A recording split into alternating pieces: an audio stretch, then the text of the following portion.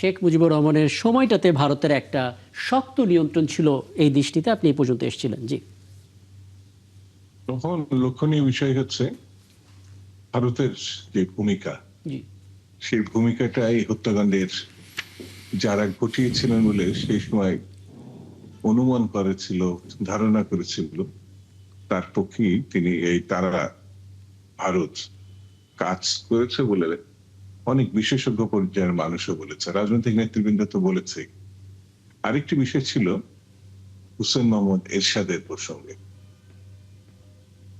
এই মানুষটি সরাসরি লাভবান হয়েছে শহীদ জিয়া রহমানের হত্যাকাণ্ডের মধ্য দিয়ে।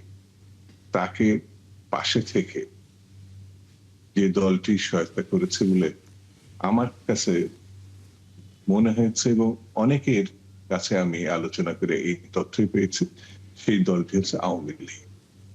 আওয়ামী লীগ বরাবরই বলেছ এবং বিশ্বাসও করেছে শেখ মুজিবের হত্যাকাণ্ডের পিছনে শহীদ জিয়া রহমান সাহেবের ইন্ধন ছিল বা যোগসূত্র ছিল।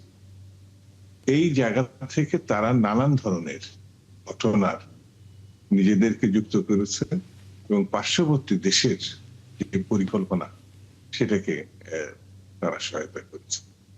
আমার কাছে এখন মনে হয়েছে যারা গণতন্ত্রের অনুসারী, তার মধ্যে শহীদ জিয়া একজন, স্বাধীনতা এবং গণতন্ত্রের মুক্তিযুদ্ধ এই দেশে তার ঘোষণার মধ্য দিয়ে সংগঠিত হয়েছে। সেই জন্য শহীদ জিয়ার প্রতি বাকশালী রাজনীতি, একদলীয় রাজনীতি, যে শেখ মুজিবুর রহমান সাহেবের যে একক আধিপত্য, কর্তৃত্ববাদ, সেটি কিন্তু একমাত্র শহীদ জিয়ার কারণে, আমি একমাত্র এই জন্যই বলছি, তার পার্শ্ববর্তী যেসব শক্তিগুলো ছিল জি। সেগুলো ওইভাবে ভূমিকা রাজনৈতিক দল পালন করতে সক্ষম হয়েছিল বলে আমার এই কাছে এই মনে হয়। এই জায়গার এই ছোট ইতিহাসটা কি অনেকে জানতে চাইবেন হয়তো আপনাদের মতো বসেন রাজনীতিবিদদের কাছ থেকে, যে হুসেন মোহাম্মদ এরশাদ যদি সরাসরি বেনিফিশিয়ারি হয়, তাকে কতবার আসলে প্রশ্নবিদ্ধ করা গিয়েছিল এই ঘটনার প্রেক্ষিতে? কারণ তার দলকে আমরা সবসময় দেখেছি হয় আওয়ামী লীগ, না হয় বিএনপি, কোনো না কোনো সাথে একটা শেষ মুহূর্তে একটা অবস্থা বুঝে একটা দলের সাথে জোট করে ফেলে। তাকে আসলে প্রশ্নবিদ্ধ করা গিয়েছিল এই হত্যাকাণ্ডের নেপথ্যে সরাসরি যে বেনিফিশিয়ারি? প্রশ্নবিদ্ধ না, এটা দেশের আপামর জনগণ, জি, এমনকি খালেদা জিয়াও প্রকাশ্যে একটি জনসভায় জি, শহীদ জিয়া রহমানের হত্যাকাণ্ডের অন্যতম প্রধান ব্যক্তি হিসাবে জি, হুসেন মোহাম্মদ এরশাদকে উল্লেখ করেছিলেন। আজ আপনি যেটা বলছেন তার কাছ থেকে সমর্থন চেয়েছে জি, বা স্বৈরতন্ত্রের বিরুদ্ধে গণতান্ত্রিক আন্দোলনে জি, অনেকে, তার মধ্যে হয়তো বিএনপির কথা হচ্ছে, এটা তো রাজনৈতিক একটি আলোচনা। এই রাজনৈতিক 4 দল অথবা 20 দল অথবা 18 দল গঠন করলো, সেটি স্বৈরতন্ত্রের বিপক্ষে সকল দলকে একটি প্ল্যাটফর্মে আনার জন্য। কিন্তু তার অর্থ এই নয় যে এই হত্যাকাণ্ডের সঙ্গে তার কোনো সম্পর্ক বুঝতে পারছি। তার মানে না। হ্যাঁ, আলাদা আলাদা প্রেক্ষাপট, এবং আমি আরো অনেক কিছু কিছু বিষয় জানার চেষ্টা করব সময়ের সাথে সাথে। আমি একটু ব্রিগেডিয়ার জেনারেল অবসরপ্রাপ্ত শামীম কামাল, আপনাকে একটু আমন্ত্রণ জানাই এবং আপনার কাছ থেকে কয়েকটা বিষয় পরিষ্কার হতে চাই। এখানে আমরা যতটুকু ঘাটছিলাম ইতিহাস, জিয়াউর রহমান হত্যাকাণ্ডের ৪৫ বছর পার হলেও বেসামরিক আদালতে কোনো ধরনের হত্যা মামলা দায়ের করা হয়নি। অনেকে এটা জানতে চান যে সাধারণ কোনো মানুষ কিংবা একজন রাজনীতিবিদ তিনি দায়িত্ব নিয়ে কি মামলা করতে পারতেন সাধারণ কোনো আদালতে? এরকম কোনো ক্ষমতা বা এরকম কোনো আইনি জটিলতা আসলে থাকে কিনা সেক্ষেত্রে? একজনও নেতা কি আসলে সেই চেষ্টাটা করেছিলেন বেসামরিক আদালতে হত্যা মামলা দায়ের করা? জি, জি, আপনাকে ধন্যবাদ আমাকে সাথে নেওয়ার জন্য। আজকের দর্শক শ্রোতা মণ্ডলী এবং সকল বিজ্ঞ সহ আলোচক, জি। আমি একটু শঙ্কিত। আমি উগান্ডা থেকে অনলাইনে যোগদান করেছি, বারবার ডিসরাপ্টেড হচ্ছে। আমাকে ক্ষমা করবেন কিন্তু যদি এখন পরিষ্কার আমরা দেখতে সঠিকভাবে আমি পাচ্ছি, শুনতে কমিউনিকেট পাচ্ছি। করতে জি, না পারি। জি, আচ্ছা, দেখুন, আজকের এই বিষয়টা খুবই সেন্সিটিভ হয়ে দাঁড়িয়েছে। আচ্ছা, অসংখ্য ধন্যবাদ। জি, যে বিষয়টা খুবই সেন্সিটিভ অবস্থায় দাঁড়িয়েছে, যে দেখুন, যে মরহুম জিয়াউর রহমান হত্যাকাণ্ডের একমাত্র সাক্ষী বা যে হত্যাকাণ্ডের সাথে জড়িত ছিল আসামি, তাকে পাওয়া গেছে। এটা হচ্ছে বড় তথ্য। এখন যদি আমরা ফ্যাক্ট অ্যানালাইসিস করি, যে তাকে বিচারের জন্য দুইটা পদ্ধতি আছে। জি, তাকে আমরা আর্মি অ্যাক্ট 1952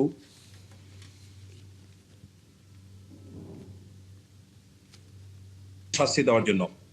এই আইনে বাকিদের বিচার হয়েছে, সে পলাতক ছিল, তাকে পাওয়া গেছে, সিম্পল, তাকে এই আইনের মাধ্যমে সহজে বিচার করে যে কোনো শাস্তি দেওয়া যেতে পারে।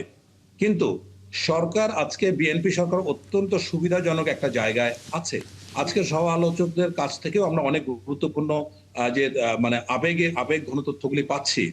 সেখানে সরকারের এটা সিদ্ধান্ত হতে হবে যে সরকার কিভাবে বিষয়টাকে হ্যান্ডেল করা যায়, করতে চাচ্ছেন।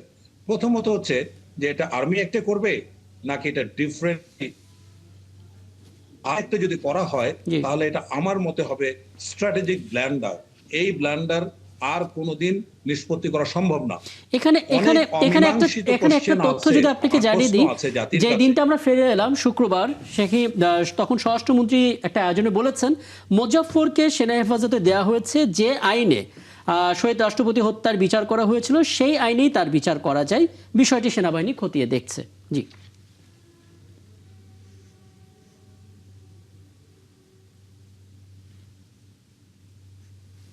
যে আমি এই জায়গাটাতে শঙ্কিত, স্বরাষ্ট্রমন্ত্রী এরকম একটা স্টেটমেন্ট কেন করলেন বা কি জন্য করলেন?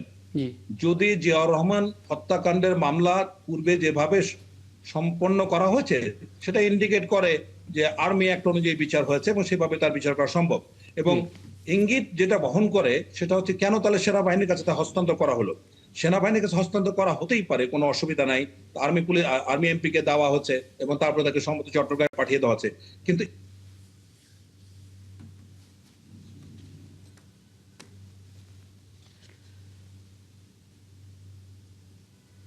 আমরা সংযোগটা পুনরস্থাপনের একটু চেষ্টা করি এবং যতটুকু তথ্য দিলেন জনাব মাসুদ কামাল, আপনার কাছ থেকে একটা মতামত আমি একটু নিতে চাই। কারণ হচ্ছে, আমাকে শুনতে পাচ্ছেন? হ্যাঁ হ্যাঁ হ্যাঁ, শুনতে পাচ্ছি। জি।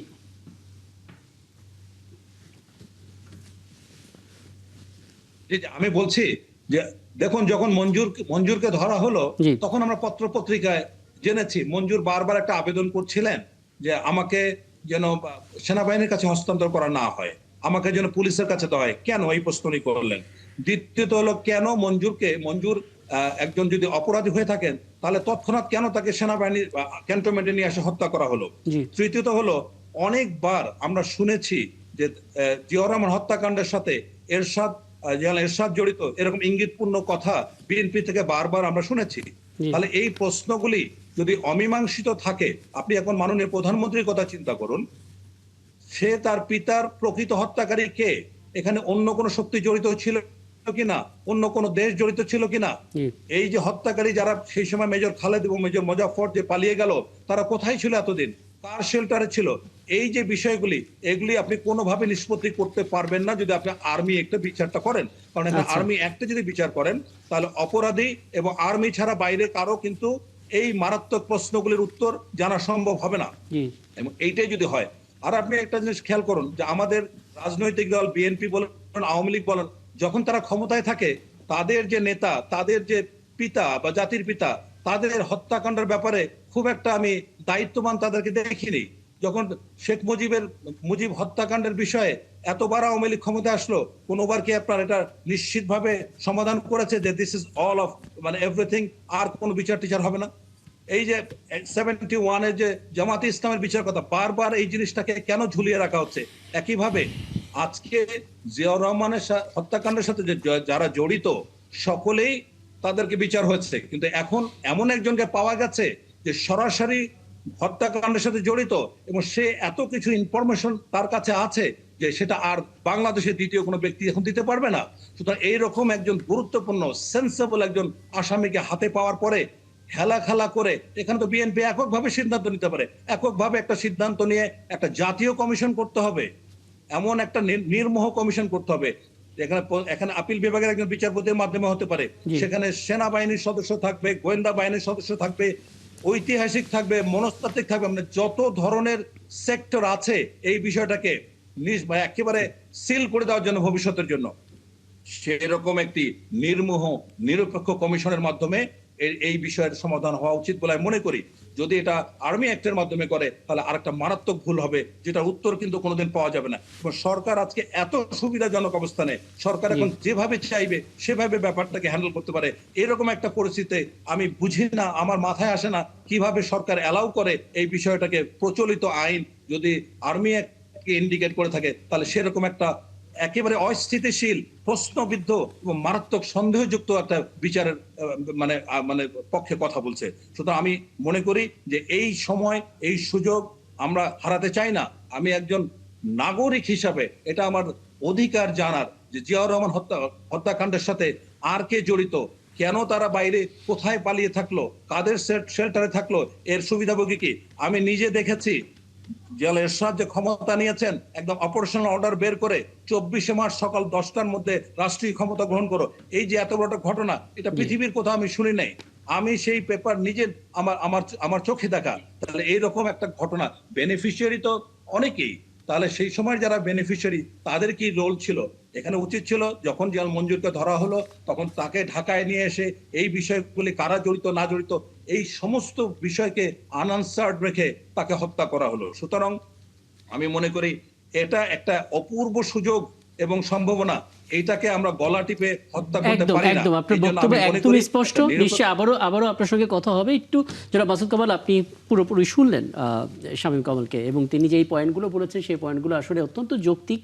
আর্মি অ্যাক্ট না 1952 যেটা কোর্ট মার্শালের ক্ষেত্রে ব্যবহার করা হয়, সেখানে একটা বড় ধরনের চিত্র হচ্ছে যার বিচার করা হচ্ছে এবং যিনি বিচার করছেন এর বাইরে সাধারণ মানুষ হয়তো জানবে না, কিন্তু আমরা তো তথ্য জানতে চাই। আবার যদি একটা স্বাধীন কমিশনও তৈরি করি, দুটো কনফ্লিক্ট করবে কিনা আসলে?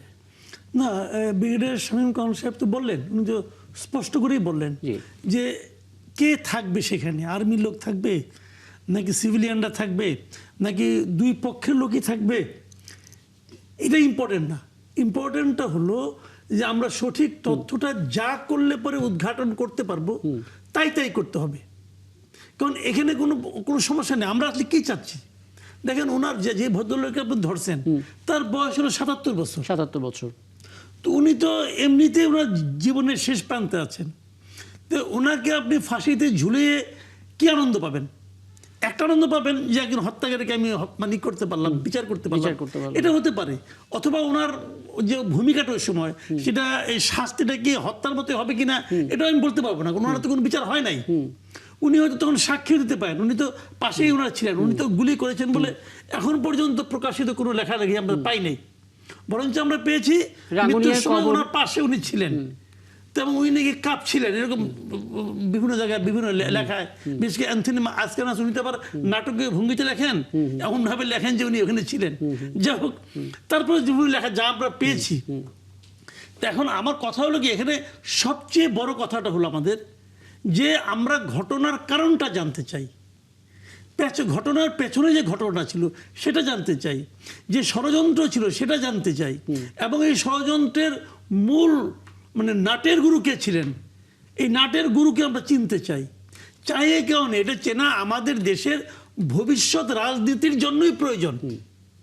যে এদেশে কিভাবে এই ধরনের ঘটনা ঘটে এটা কি আমাদের জানা দরকার না? জানা দরকার। কিন্তু এখন ওইটা করার জন্য সামরিক আইনে হোক, বেসামরিক আইনে হোক, অথবা দুইটার মিশ্রণে হোক, যেভাবে হোক, আপনি যেটা প্রথমে বলেন যে কমিশন করা যাবে কিনা, করেন না কমিশন। সত্য উদ্ঘাটন কমিশন একটা হলে অসুবিধাটা কি? অসুবিধা তো নাই। আমাদের দেশে তো অনেক কিছুই ছিল না, আমরা তো বানিয়েছি। এই যে আমরা আইসিটি বলি, আইসিটিতে আপনার এই জুলাই আন্দোলনের সময় যারা নাকি ভূমিকা রেখেছিল, নেতিবাচক ভূমিকা, তাদের বিচার হচ্ছে না? হচ্ছে তো। আইসিটি কি আমাদের 72 সালে ছিল? আমরা তো সবকিছু করতেছি। আমাদের প্রয়োজন অনুযায়ী আমরা নতুন নতুন কোর্ট বানাচ্ছি, আদালত বানাচ্ছি, কমিটি বানাচ্ছি। সরকার নিজের উদ্যোগে করতে পারে এটা। সরকারি তো উদ্যোগ, এবং এখানে অন্যান্য সরকারি নেবে। এখানে কোনো মহলে তো আসলে আর মতামতের প্রয়োজন নেই, কারণ অনেক সময় সরকারি পারেন, সরকারি পারেন। এবং এটা করলে পর আমি মনে করি দেশে অনেক মানুষ খুশি হবেন। কারণ আমরা ভাই সত্যটা উদ্ঘাটিত হোক, এটা আমরা চাই, পরিষ্কার কথা। একদম। আমি একটু জনাব আবু রুশদ আপনার কাছে আরো একবার আসতে চাই। প্রথম কথা হচ্ছে, আমরা এখানে ব্যক্তি হিসেবে কে বেনিফিশিয়ারি সেটা আমরা জানতে পারলাম, কিন্তু দেশ হিসেবে কোন দেশ কোন কোন দেশ আসলে বেনিফিশিয়ারি সেটা আমরা কতটা জানতে পারলাম। একটা মানুষ একটা দেশে আশ্রয় নিল ভারতে, সেখানে গেলে তিনি তার নাম বদলালেন, বয়স বদলালেন, পেশা বদলালেন, ছদ্মবেশ নিয়ে দীর্ঘদিন ধরে থাকলেন এবং তিনি বাংলাদেশেও এলেন, ডিওএইচএসে থাকতেন শোনা গেছে, কখনো বনানীতে থাকতেন শোনা গেছে। মানে তাকে আমরা কেউ ধরতে পারলাম না এতদিন ধরে, এরপরে গিয়ে আমরা ধরলাম। কে আসলে তাকে সহায়তা করেছিল, দেশ হিসেবে কারা লাভবান হয়েছিল? বেনিফিশিয়ারি নয়, ভারতের লক্ষ্য ছিল এখানে আওয়ামী লীগকে আবার পুনঃপ্রতিষ্ঠা করা। জি এর পক্ষে অনেকগুলি তথ্য প্রমাণ ভারতীয় পত্রপত্রিকা এবং তাদের বিভিন্ন রেফারেন্সে উঠে এসছে। জি আমি কয়েকটা আপনাদেরকে যে তাদের জড়িত থাকার ব্যাপারে কয়েকটা রেফারেন্স আমি দেই। জি যেমন আপনার আমাদের বাংলাদেশ থেকে প্রকাশিত সাপ্তাহিক বিচিত্রার 23 জুলাই 93 সংখ্যায় আপনার বলা হয় যে আমাদের এখানে যে ঘটনাটা ঘটে সেখানে জিয়া হত্যার সংলাপ সর্বপ্রথম প্রচার করেছিল আকাশবাণী আগরতলার একজন সাংবাদিকের বরাত দিয়ে। আচ্ছা প্রশ্ন হচ্ছে, সারা দুনিয়া জানার আগে আগরতলার সাংবাদিক কি করে খবর পেলেন চট্টগ্রাম সার্কিট হাউসে জিয়াউর রহমানকে হত্যা করা হয়েছে? জিয়া হত্যার দায়ে জড়িত 2 পলাতক সেনা অফিসার দীর্ঘকাল কোথায় কাদের আশ্রয় ছিল? এখন একজন কলকাতা নগরীতে ব্যবসা বাণিজ্য করছেন। এই দুজনের একজন হচ্ছেন মেজর মোজাফফর আর একজন হচ্ছে মেজর মঈন। আমি বলেছি এই দুইজনের কথা বোঝানো হয়েছে। এখন আসেন ভারতীয় আপনার আনন্দবাজার পত্রিকার 15 মার্চ 1989 সংখ্যায় ঋতু সারিন নামক একজন সাংবাদিকের তথ্যের উল্লেখ করে আপনার বলা হয়েছে যে রয় মূলত জিয়াকে হত্যা করেছে, মানে ভারতীয় গুপ্তচর সংস্থা জিয়াকে হত্যা করেছে। আচ্ছা, কলকাতা থেকে প্রকাশিত অপর একটি ইংরেজি সাপ্তাহিক সানডে পত্রিকায় একটা রিপোর্ট দেওয়া হয়েছিল। সেই রিপোর্টেও বলা হয়েছে যে ভারতীয় গোয়েন্দা সংস্থা ভারতের প্রাক্তন প্রধানমন্ত্রী ইন্দিরা গান্ধীর অনুমোদন ক্রমে প্রেসিডেন্ট জিয়াউর রহমানকে হত্যার ষড়যন্ত্র করে এবং নিষ্ঠুরভাবে হত্যা করে। ওই রিপোর্টে আরো বলা হয় মুজিব হত্যার প্রতিশোধ হিসেবে ভারত জিয়া হত্যার ষড়যন্ত্র করে, কিন্তু ষড়যন্ত্র যখন পেকে ওঠে সেই সময় ইন্দিরা গান্ধীর কংগ্রেস সরকারের পতন ঘটে, মোরারজি দেশাই ক্ষমতায় আসেন, প্রতিবেশী রাষ্ট্রপ্রধানের বিরুদ্ধে হত্যা ষড়যন্ত্রের কথা শুনে তিনি সন্ত্রস্ত হয়ে ওঠেন এবং হত্যা বন্ধ করেন। 1980 সালে ইন্দিরা গান্ধী পুনরায় ক্ষমতায় এলে প্রেসিডেন্ট জিয়া নৃশংসভাবে নিহত হন। এখন আপনি বলবেন যে ভারত এখানে আওয়ামী লীগকে কি দৃষ্টিতে দেখতো? সে ব্যাপারে এই যে জেনারেল জিয়া নিহত হওয়ার পরে যে আপনার নির্বাচনটা অনুষ্ঠিত হচ্ছিল, সেই নির্বাচনের সময় 29শে আগস্ট 1981 সংখ্যা ভারতীয় মেইন স্ট্রিম পত্রিকায় লিমিটস অফ ডিপ্লোমেসি বাংলাদেশ শিরোনামে আপনার একটি নিবন্ধ প্রকাশিত হয়। সেটা লিখেন হচ্ছে পার্থ সারথী ঘোষ।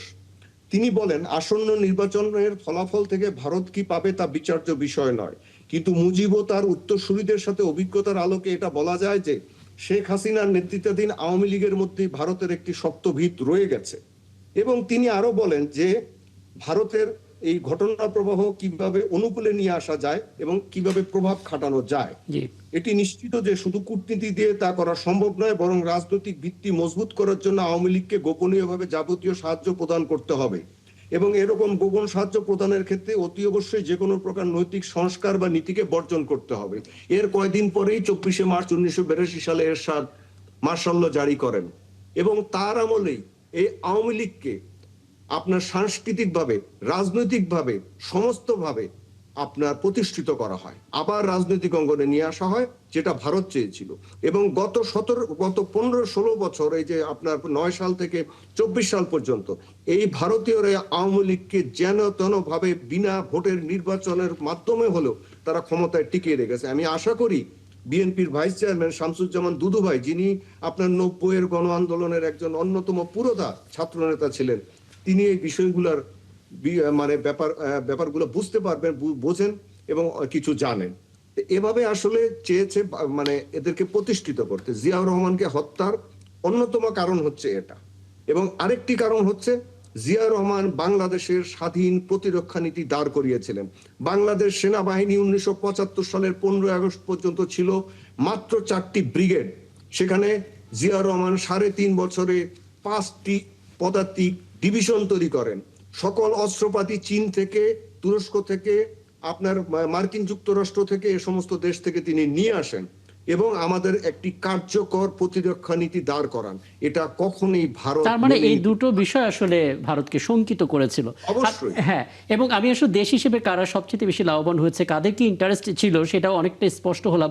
জনাব শামসুজ্জামান দুদু, বোধ করি এই তথ্যগুলো আপনি আরো আগে থেকেই জানতেন, যেহেতু দীর্ঘদিন ধরে আসলে এই আন্দোলন সংগ্রাম এবং রাজনীতির মধ্যে আপনি আছেন। একটা প্রশ্ন, একটা বক্তব্য যেটা আসলে একটু আগে ব্রিগেডিয়ার জেনারেল শামীম কামাল করলেন, সেই ব্যাখ্যাটা জনাব শামসুজ্জামান দুদু আপনার কাছে একটু জানতে চাই। আওয়ামী লীগ ক্ষমতায় ছিল দীর্ঘদিন, শেখ মুজিবুর রহমানের হত্যাকারীর বিচার করতে পারেনি। বিএনপি ক্ষমতায় ছিল, শহীদ রাষ্ট্রপতি জিয়াউর রহমানের হত্যাকারী যারা আছেন, বিশেষ করে এই যার কথা আমরা বলছি মোজাফফর হোসেন, তাকে নিয়ে আলোচনা করা, দেশে ফিরিয়ে আনা, ট্রেস করা, এই কাজগুলোর ব্যাপারটা আমরা অতটা শুনিনি। সবচেয়ে বড় কথা, মুক্তিযুদ্ধের সময় জামাতে ইসলামীর ভূমিকা কী ছিল সেটা নিয়ে যে শাস্তি নিশ্চিত করা, দলের নিবন্ধন বাতিল করা সহ নানা কিছু কার্যক্রম করতে পারত, বিএনপিও করেনি, আওয়ামী লীগও করেনি। মানে এই বিষয়টা একটু জানতে চাই আপনার কাছ থেকে, যদি একটা ছোট্ট ব্যাখ্যা পাওয়া যায়। একটা প্রশ্ন আপনাকে করেছিলাম, একটু উত্তরটা দেবেন। জি। শহীদ জিয়া রহমানের হত্যাকাণ্ডের পরে অনেক কিছু কিন্তু এই দীর্ঘ সময়ে নানা আলোচনা, সমালোচনা, তদন্ত, অনুসন্ধানিক সাংবাদিকতা নানাভাবে আমরা কিন্তু দেখতে পেরেছি। কিন্তু একটি জিনিস খুব পরিষ্কারভাবে আমরা জানি, সে শেখ মুজিবুর রহমান সাহেব নিহত হওয়ার পরে যাতে এই দেশে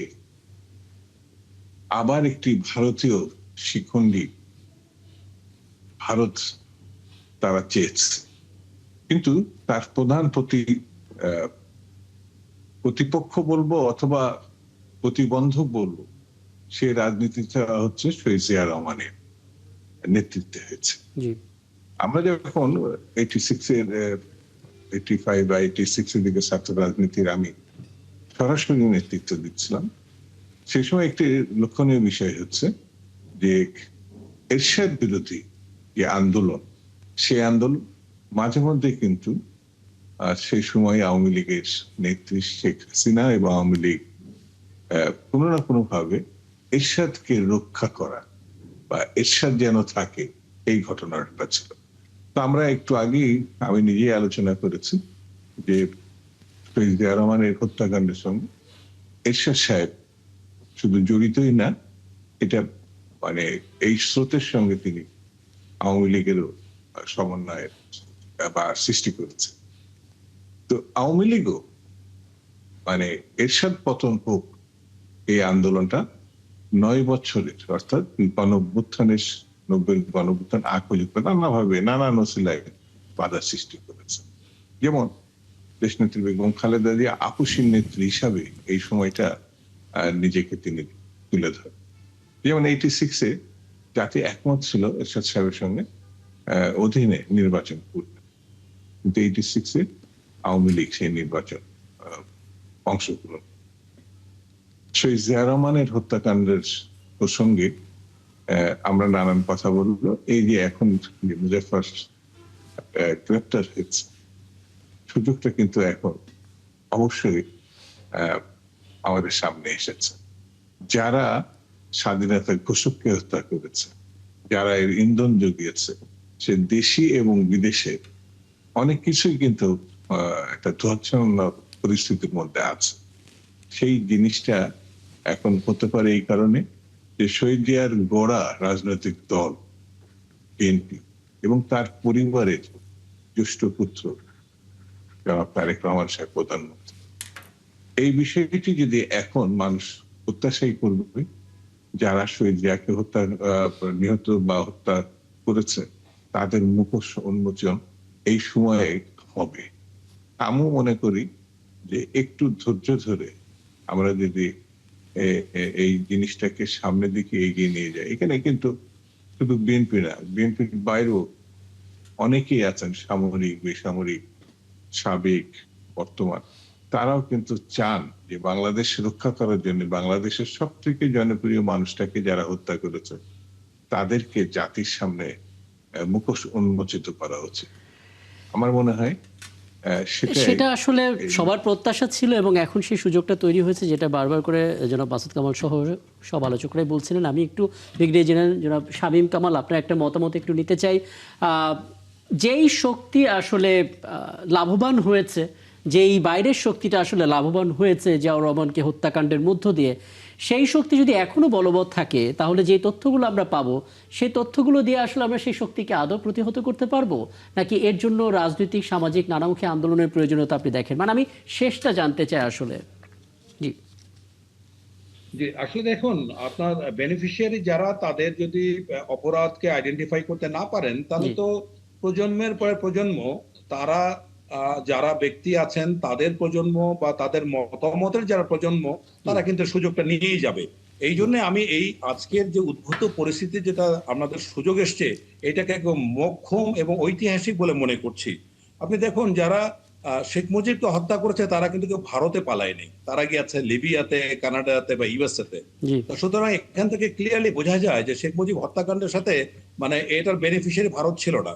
কিন্তু জিয়াউর রহমানকে হত্যার সাথে যারা ছিল, তার মধ্যে আমরা এখন দুইজনকে পাচ্ছি যারা ভারতে দীর্ঘদিন ধরে আশ্রয়ে লালিত পালিত হয়েছে। এখান থেকে কে বেনিফিশিয়ারি বোঝা খুবই সিম্পল। এখন আসুন দেশের রাজনীতিতে।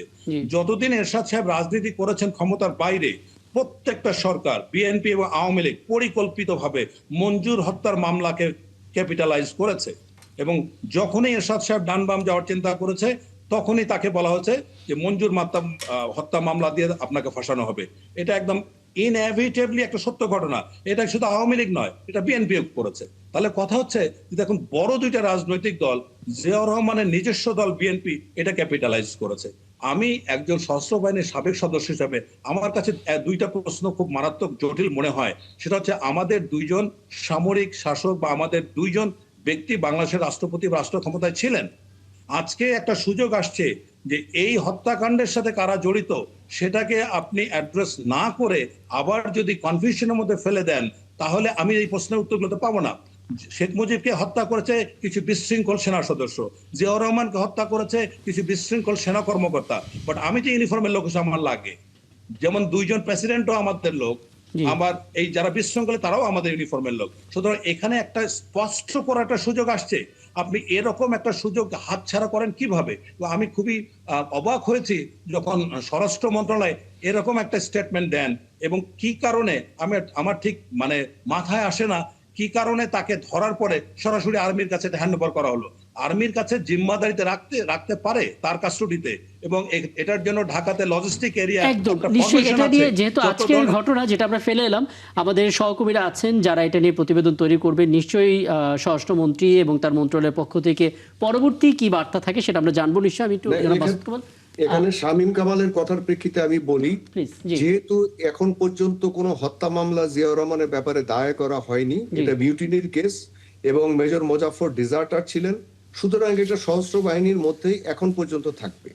তার বাইরে কিন্তু এখন কামাল শামীম, এটা কিন্তু তার বাইরে যেতে পারবে না। সুতরাং এটা সশস্ত্র বাহিনীর কাছেই থাকবে। কিন্তু যখন এটা অন্যদিকে যাবে, স্বাধীন তদন্ত কমিশন বা এরকম কিছু হবে, এবং তারা যদি রিকমেন্ড করে যে এটা হত্যা মামলায় ট্রান্সফার করা হবে, অনলি দেন তুমি এটা আশা করতে পারো যে এটা অন্যদিকে মামলাটা নেওয়া যাবে। তার আগে কিন্তু এটা বলা যাবে না যে তাদেরকে কেন। আমার প্রশ্ন একটা, আপনি কেন এটাকে রাষ্ট্রীয়ভাবে আপনি আর্মি বা আর্মি অ্যাক্টের মধ্যে ফেলে দিচ্ছেন, যেখানে আপনার ওয়াইড একটা অপশন আছে? এবং এই যে আজকে যদি এর মাধ্যমে ভুলটা হয়, এই ভুলটাকে আগামী 50 বছর আপনি শুধরাতে পারবেন জাতির কাছে? দেখার জন্যই তো আমরা বলছি, তুমিও বলছো আমরাও বলছি, কিন্তু যখন তাকে ধরা হয়েছে প্রথমে তাকে দেওয়া হবে কোথায়? স্বাভাবিকভাবেই যেহেতু এটা ডিজার্টার উনি, সুতরাং তাকে সেনাবাহিনীর কাছে হস্তান্তর করা হয়েছে, এইটুকু পর্যন্ত থাক। বাট তোমার সাজেশনটা ভালো, এবং আমরাও যে এই কথাগুলো বলছি যে তদন্ত কমিশন একটা গঠন করা হোক, হত্যা মামলা দায়ের করা হোক, তখন আসলে অনেক অনেক অনেক তথ্য আসলে প্রকাশিত হতে বাধ্য আসলে যখন এরকম সমস্ত স্টেক হোল্ডার নিয়ে একটা স্বাধীন তদন্ত কমিশন তৈরি হবে। আমি আলাপটা শেষ করব, বিরতিতে যাব। তার আগে ছোট একটা মন্তব্য আপনার কাছ থেকে নিতে চাই। আপনি দেখেছেন ইতিহাস বিকৃত করা, পরিবর্তন করা একটা কালচার আমাদের দেশে আছে। বিভিন্ন সময় সরকার বদল হয়, ইতিহাস নতুন নতুন করে ডালপালা মেলে। আমরা আসলে সঠিক তথ্য জানতে চাই। জিয়াউর রহমানের ভূমিকা এবং তাকে যারা হত্যা করেছে, যেই প্রশ্নগুলো আপনি খুঁজছেন, ধরা যাক মোজাফফর হোসেনের মাধ্যমে, তথ্য কমিশনের মাধ্যমে আমরা সেই তথ্যগুলো পেলাম। পরবর্তী প্রজন্ম সঠিক তথ্য পাবে নিশ্চয়তা কি? সরকার বদলের সাথে সাথে কি সেই তথ্যের মধ্যে কোনো ম্যানিপুলেশন চলে আসতে পারে? আমরা কি এমন একটা পথ তৈরি করতে পারি? দেখেন, এই যে আপনি ম্যানিপুলেশনের যে ভয়টা করছেন, জি এই ভয়টা পৃথিবীর সব দেশেই সবসময় থাকে, জি সব সময় থাকে। আমাদের দেশের যে ইতিহাস, আপনি কেবল একটা হত্যাকাণ্ড, এটা তোমার ইতিহাসটা সহজ, কিন্তু আমাদের দেশের জন্মের ইতিহাসটাই তো নানা ধরনের রাজনীতি আছে। পৃথিবীর সব দেশে ইতিহাস কিন্তু ইতিহাসের মধ্যে রাজনীতি কিন্তু ভর করে। আমাদের পাঠ্যপুস্তকে পর্যন্ত রাজনীতি ভর করে। আপনি একটা কথা ভাবেন তো, আওয়ামী লীগ সরকার 15 বছর ছিল না? একদম। একটা স্টুডেন্টের শিক্ষা জীবন কিন্তু 15 বছরই, এর চেয়ে বেশি আর হয় না, তাই না? 15 বছর। এখন এই 15 বছরে একটা ছেলে স্টুডেন্ট লাইফ শুরু করে শেষ করে ফেলাইছে এক ধরনের ইতিহাস পড়ে। একদম। এখন তার ছোট ভাই যখন পড়ছে, এখন সে আবার অন্য ইতিহাস কিন্তু তার জন্য ইন্ট্রোডিউস করা হচ্ছে। ভাই ভাই তো ঘরের মধ্যে মারামারি বাজবে। এ বলবে স্বাধীনতা জিয়া রহমান ঘোষণা করছে, ও বলবে স্বাধীনতা শেখ মুজিব ঘোষণা করছে। এখন দুইজনে মিলেই যে কাজটা করতে পারে এটা কিন্তু কেউ বলতেছে না। স্বাধীনতার জন্য যে দুইজনের ভূমিকা আছে এটা কিন্তু কেউ বলতেছে না। যখন এর কথা বলে তখন সে আরেকজনকে বাদ দিয়ে দেয়। বাইনারি। তার মানে রাজনীতি এমনভাবে ঢুকছে যে ঘরে ঘরে ঝগড়া লাগাই দিচ্ছে। তো সেই যদি হয় আমাদের মানসিকতা, এবং আমরা প্রত্যেকে বিশ্বাস করতেছি যে আমি যেটা ইন্ট্রোডিউস করতেছি এইটাই অক্ষয়, এর আর কোনো ক্ষয় নাই। তো এবং সেটা অক্ষয় কয়েকদিনের জন্য অক্ষয়।